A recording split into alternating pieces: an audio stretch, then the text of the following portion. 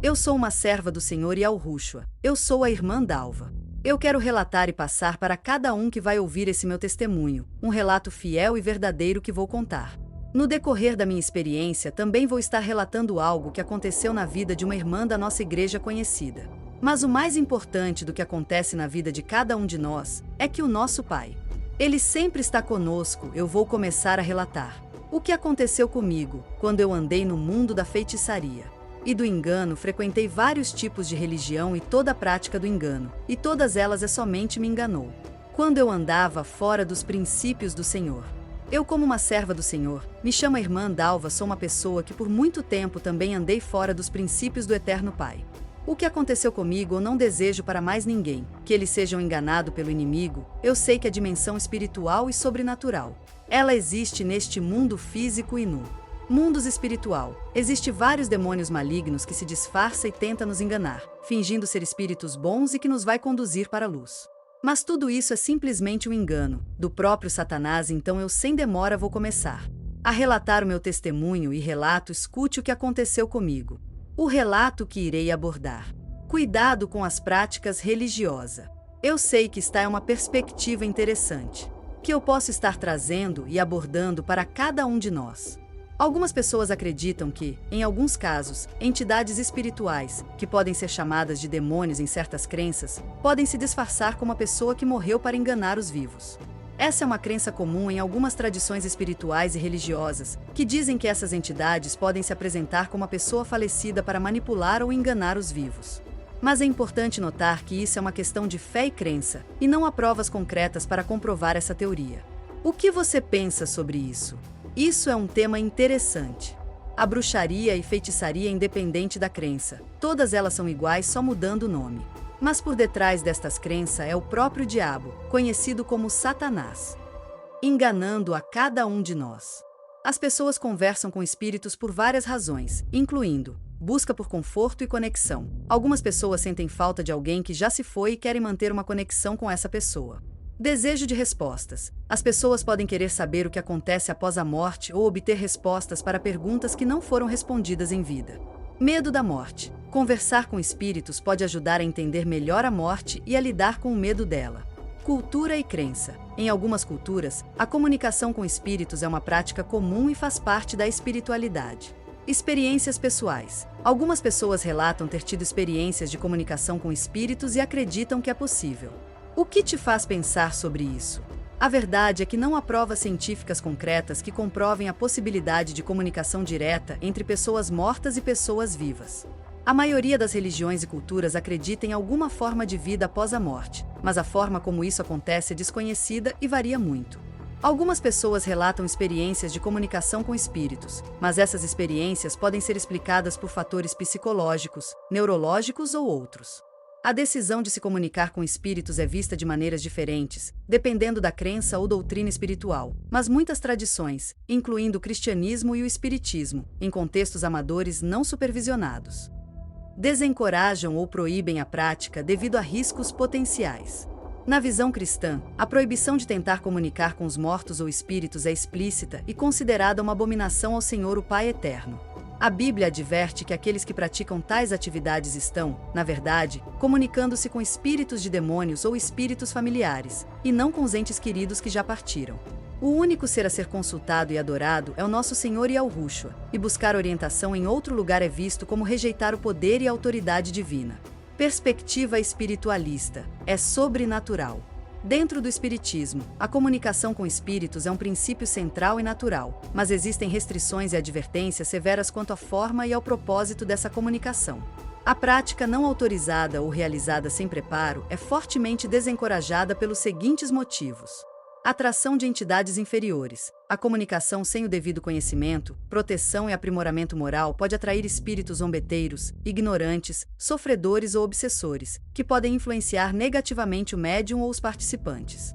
Obsessão espiritual. O contato indevido pode levar a um processo de obsessão, no qual um espírito mal intencionado passa a exercer uma influência prejudicial e persistente sobre a pessoa, podendo, em casos graves, desequilibrar a saúde mental, embora a mediunidade em si não cause doenças mentais. Informações falsas e futilidades. Espíritos menos evoluídos podem se passar por pessoas falecidas ou guias de luz e transmitir informações errôneas, com o intuito de enganar, confundir ou desviar as pessoas do caminho do bem. Falta de propósito moral. A doutrina espírita enfatiza que a comunicação deve ter um propósito sério, caridoso e edificante, como consolar, instruir e ajudar na evolução espiritual, e não deve ser utilizada para curiosidade, adivinhação do futuro. Comércio ou futilidades, práticas que atraem espíritos de baixa condição moral. Em resumo, a principal razão pela qual se desencoraja a comunicação com espíritos, exceto em centros espíritas sérios e preparados, é a falta de discernimento e proteção para lidar com as diversas naturezas de entidades que podem se manifestar, o que pode trazer riscos espirituais e psicológicos significativos. Talvez eu seja uma principiante no falar, mas no conhecimento não sou. Sempre e em todas as situações temos dado provas disso a vocês. Pela verdade de Yahushua, a qual está em mim, eu garanto que ninguém, em nenhum lugar do mundo, tirará de mim este orgulho de anunciar o Evangelho sem cobrar nada. Por que estou dizendo isso? Será que é porque não amo vocês? Porque o amor do Pai Eterno que os amo. E isso não é de admirar, pois até Satanás pode se disfarçar e ficar parecendo um anjo de luz. Portanto, não é nada demais que os servidores dele se disfarcem, apresentando-se como pessoas que fazem o bem. Mas no fim eles receberão exatamente o que as suas ações merecem. Então, não há uma resposta definitiva, mas sim muitas crenças e teorias. O que você acredita? Aqui vai um versículo que se relaciona com a história.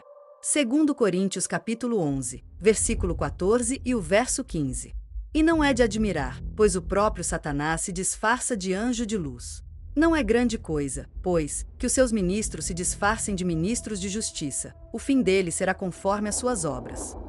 Esse versículo fala sobre como Satanás pode se disfarçar de anjo de luz para enganar as pessoas, e como seus ministros, ou espíritos malignos, também podem se disfarçar de ministros de justiça para levar as pessoas ao erro. O que você acha sobre esse versículo? Então, aqui vai um relato. A visita do diabo. Júlia estava sentada na sala de sua casa, olhando para a foto de seu marido, Daniel, que havia morrido há um ano. De repente, ela sentiu uma presença estranha no ar e viu a imagem de Daniel sentado à sua frente. Daniel, é você? Perguntou Júlia, com lágrimas nos olhos. A imagem sorriu e começou a falar como Daniel costumava falar. Sim, amor. Estou aqui para te ver. Júlia se sentiu aliviada e começou a conversar com a imagem, contando sobre sua vida e seus problemas. A imagem ouvia atentamente e respondia com palavras de conforto. Mas, à medida que a noite avançava, Júlia começou a notar algo estranho. As palavras da imagem não eram exatamente como Daniel costumava falar. E os olhos pareciam diferentes. De repente, a imagem mudou. O rosto de Daniel se contorceu e se transformou em algo grotesco e sombrio. Eu não sou Daniel, disse a voz, com um tom maligno. Sou o que resta de sua dor e seu desejo de ter ele de volta. Júlia gritou e a imagem desapareceu. Ela ficou sozinha na sala, percebendo que havia sido enganada por uma entidade que se alimentava de sua dor. Então aqui vai algumas sugestões para cada um de nós. A armadilha do inimigo, como Satanás nos engana. Protegido da mentira, a verdade sobre os espíritos. O disfarce do mal, como reconhecer as armadilhas do inimigo. A sabedoria do nosso Pai é de Yahushua, como evitar as ciladas do inimigo. O inimigo disfarçado, como Satanás nos engana.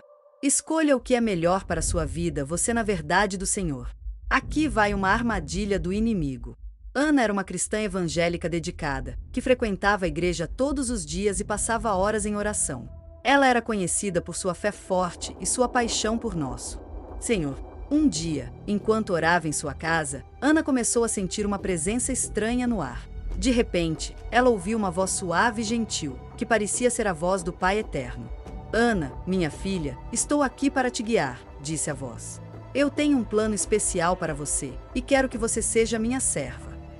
Ana se sentiu emocionada e agradecida por essa visita do Eterno. Ela começou a seguir as instruções da voz, que pareciam ser cheias de sabedoria e amor. Mas, à medida que o tempo passava, Ana começou a notar que as instruções da voz estavam se tornando cada vez mais estranhas e contrárias à Bíblia. Ela começou a se sentir confusa e insegura. Um dia, enquanto orava, Ana sentiu o Espírito Santo alertar de que algo estava errado. Ela começou a orar em voz alta, pedindo ao Pai Eterno que a protegesse e a guiasse. De repente, a voz suave e gentil se transformou em um rugido furioso. Você é minha, gritou a voz. Você vai fazer o que eu mando. Ana percebeu que havia sido enganada por um espírito maligno, que se disfarçou do Eterno para manipulá-la. Ela se arrependeu e pediu perdão ao Pai Eterno, e começou a se proteger com a palavra de Yahushua em oração. Veja como que isso é importante, meus queridos irmãos, que o diabo ele sempre está para enganar. Mas sabemos o que acontece com aqueles que são feiticeiros e idólatras, qual é o seu fim. Felizes as pessoas que lavam as suas roupas, pois assim terão o direito de comer a fruta da árvore da vida e de entrar na cidade pelos seus portões. Mas fora da cidade estão os que cometem pecados nojentos, os feiticeiros, os imorais e os assassinos, os que adoram ídolos e os que gostam de mentir por palavras e ações. Vocês sabem que os maus não terão parte no reino do Eterno. Não se enganem, pois os imorais, os que adoram ídolos, os adúlteros, os homossexuais, os ladrões, os avarentos, os bêbados, os caluniadores e os assaltantes não terão parte no reino do Pai Eterno. Alguns de vocês eram assim. Mas foram lavados do pecado, separados para pertencer ao Pai e aceitos por Ele por meio do Senhor Yahushua e pelo Espírito do nosso Pai Eterno. Alguém vai dizer, eu posso fazer tudo o que quero. Pode, sim, mas nem tudo é bom para você. Eu poderia dizer, posso fazer qualquer coisa. Mas não vou deixar que nada me escravize. Outro vai dizer, o alimento existe para o estômago, e o estômago existe para o alimento. Sim, mas o Senhor acabará com os dois. O nosso corpo não existe para praticar a imoralidade, mas para servir o Senhor, e o Senhor Yahushua cuida do nosso corpo. Mas os covardes, os traidores, os que cometem pecados nojentos, os assassinos, os imorais, os que praticam a feitiçaria, os que adoram ídolos e todos os mentirosos, o lugar dessas pessoas é o lago onde queima o fogo e o enxofre, que é a segunda morte. E Yahushua nos libertou para que nós sejamos realmente livres.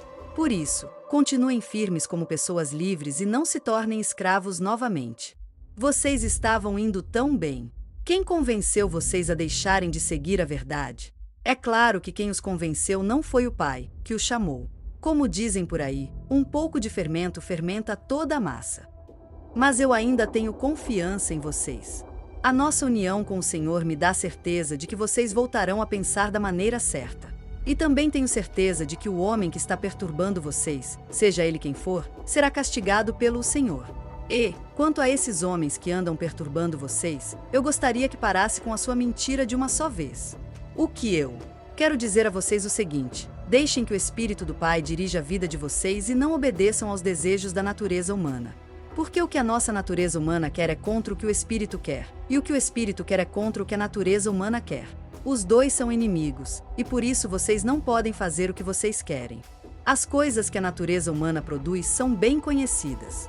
Elas são a imoralidade sexual, a impureza, as ações indecentes, a adoração de ídolos, as feitiçarias, as inimizades, as brigas, as ciumeiras, os acessos de raiva, a ambição egoísta, a desunião, as divisões, as invejas, as bebedeiras, as farras e outras coisas parecidas com essas.